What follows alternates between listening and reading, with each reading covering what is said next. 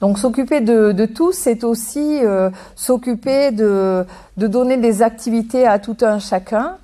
Donc pour cela, du sport, de la culture, qui ne seront pas en reste dans notre programme. Dans ce domaine d'ailleurs, je tiens particulièrement ici à remercier le milieu associatif. Donc toutes les associations qui œuvrent au quotidien, avec souvent des personnes qui sont bénévoles. Donc merci à vous tous qui vous investissez, parce que sans vous, il y a des choses qui ne seraient pas réalisables. Une mairie aujourd'hui, avec les restrictions budgétaires qui sont les nôtres, ne pourrait pas se permettre évidemment de véhiculer autant d'activités variées et d'y mettre autant d'énergie. Donc vous apportez beaucoup et nous continuerons bien sûr à vous soutenir par le biais de subventions, mais aussi à vous soutenir en créant de nouveaux locaux à votre destination. Des locaux en fait avec la nouvelle ZAC de Villeray. Nous allons créer sera livré un COSEC, c'est-à-dire un gymnase avec des salles annexes. Donc il y aura un dojo, il y aura une salle de danse et plusieurs salles annexes. Donc ça va permettre vraiment de créer, d'avoir de nouveaux créneaux, parce qu'aujourd'hui les associations qui se développent, ou même les nouvelles associations qui vont arriver immanquablement sur la commune, puisque la commune grandit, donc il y a de nouvelles initiatives. Donc il nous faut de nouveaux locaux pour pouvoir satisfaire tous ces besoins. Donc nous avons aussi des associations qui ont un professionnalisme quand même assez élevé, qui nous rapportent de belles médailles. Et ça fait briller à la fois leurs athlètes, mais également notre commune, puisqu'ils sont porteurs de nos valeurs et de notre ville, quoi, en fait. Donc voilà, beaucoup de bonheur en fait quand tous ces jeunes, les gymnastes, je vais pas les citer parce que je vais en oublier, donc je vais pas trop en dire. Des judokas, des karatékas, ont des résultats qui sont brillants, du Wing Chun Kung Fu aussi, voilà, qui ont des résultats au niveau mondial. Font briller notre ville, et donc nous sommes très fiers de les avoir. Donc merci beaucoup à toutes ces associations. Nous leur devons aussi un retour par justement la création de locaux qui soient bien adaptés, pour elles. La création, vous en avez entendu parler, parfois pas en bien, mais bon, il faut quand même un peu remettre les choses à leur place. La création d'un espace aquatique loisirs santé bien-être. Donc cet espace de loisirs aquatique, il est porté par Grand Paris Sud. C'est dans le cadre d'un plan piscine, quoi, en fait, parce qu'au niveau de l'agglomération, donc une étude a été faite par les services des sports. Et il a été établi une cartographie des espaces aquatiques sur le territoire de Grand Paris Sud. Donc il apparaît de manière très nette, quand on regarde cette carte, que à l'ouest il y a pas mal de piscines, d'espaces aquatiques. À l'est également il y en a. Et en fait nous au milieu là, en fait Tigerie, Saint-Germain, Saint-Pierre, Lieu-Saint, en fait il y a vraiment rien. En fait nous avons quand même une piscine privée, hein. Nous avons la chance, j'allais dire, d'avoir une piscine privée, Calinéo. Et d'ailleurs les enfants de nos écoles aujourd'hui utilisent donc les bassins de Calinéo. Mais c'est donc sur notre territoire qu'il paraît le plus pertinent d'installer un équipement aquatique. Donc aujourd'hui, bien entendu, notre rôle, il est d'essayer de faire venir cet équipement en proximité. Mais en aucun cas, comme on peut le lire ici ou là, c'est quelque chose qui va nous coûter un argent fou. En tous les cas, c'est quelque chose qui va être créé au niveau de Grand Paris Sud. Ça aura peut-être un coût, mais que ce soit installé dans une ville ou dans la nôtre, ça aura pour nous le même coût. Voilà, c'est juste pour remettre les choses à leur place, parce que je crois que là, en fait, il y a beaucoup de désinformation, donc il faut quand même que les choses soient dites. On veut bien être critiqué parce que bon, d'autres peuvent avoir d'autres visions que nous pour la commune de Saint-Pierre-du-Perret, mais bon, il ne faut quand même pas raconter n'importe quoi. Il est prévu aussi dans le cadre de la ZAC de Villeray, toujours en parlant du sport, la création de 2 terrains de foot en libre accès. Donc ça, c'est quelque chose qui manquait beaucoup à Saint-Pierre-du-Perret, parce que certes, nous avons un magnifique parc des sports, nous avons une magnifique pelouse pour jouer au foot, mais bon, elle est utilisée et ils en avaient vraiment besoin par le club de foot Saint-Germain-Saint-Pierre, Saint-Try, et en fait exclusivement, ce qui fait que nos jeunes qui veulent jouer au foot aujourd'hui, ils n'avaient que la plaine de jeu Manureva, mais qui est pas vraiment un terrain de foot, et puis dont le sol est quand même un peu tortueux. J'en connais quelques-uns qui se sont foulés la cheville quelquefois à cet endroit-là. Donc là, créer 2 terrains de foot à 7 là pour en libre accès pour les jeunes, je pense que c'est quelque chose qui va vraiment leur apporter un plus, ça va leur donner envie en plus de faire du foot. Et puis voilà, quand ils courent, ils sont bien fatigués et après ils rentrent à la maison tranquilles. Peut-être pas la machine à laver, mais bon, ça c'est pas grave.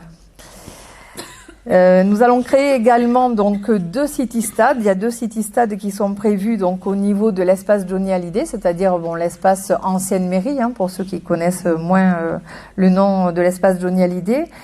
Et donc nous avons prévu de couvrir les terrains de pétanque. Donc je sais qu'il y a des pétanqueurs ici, hein, je sais pas, des joueurs, des boulistes.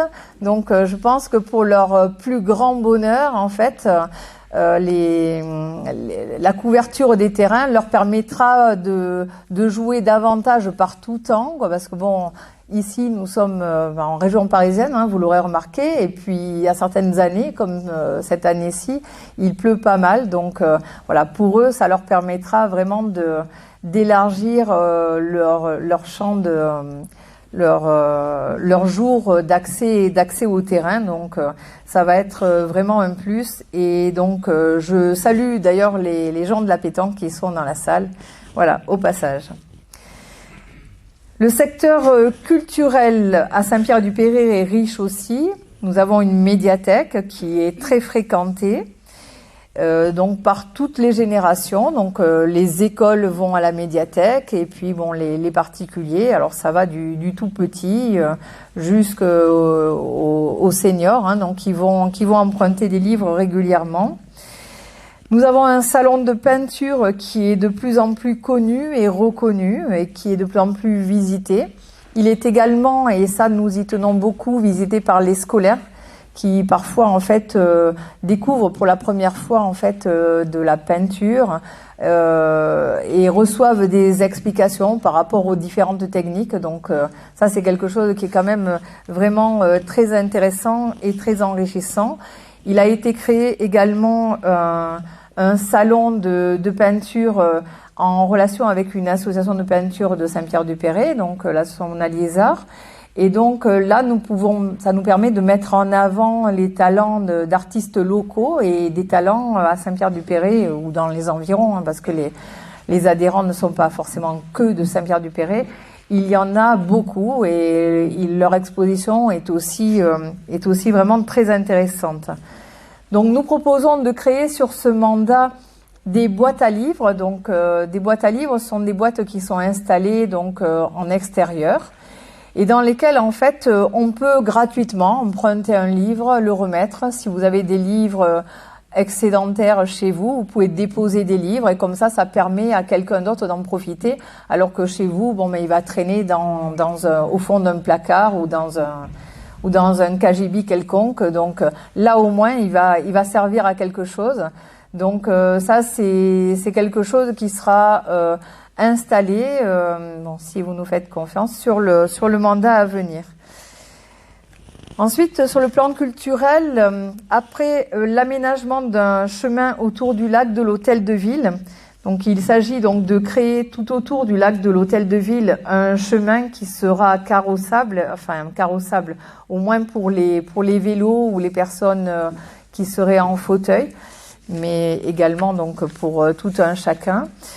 Après avoir aménagé ce chemin, nous souhaitons installer des expositions temporaires sous forme de pupitres qui seraient installés tout autour, en fait, tout le long de cette promenade, de manière à pouvoir faire des promenades culturelles qui évolueraient tous les mois ou tous les 2 mois. Enfin, après, il faut voir au niveau de la périodicité.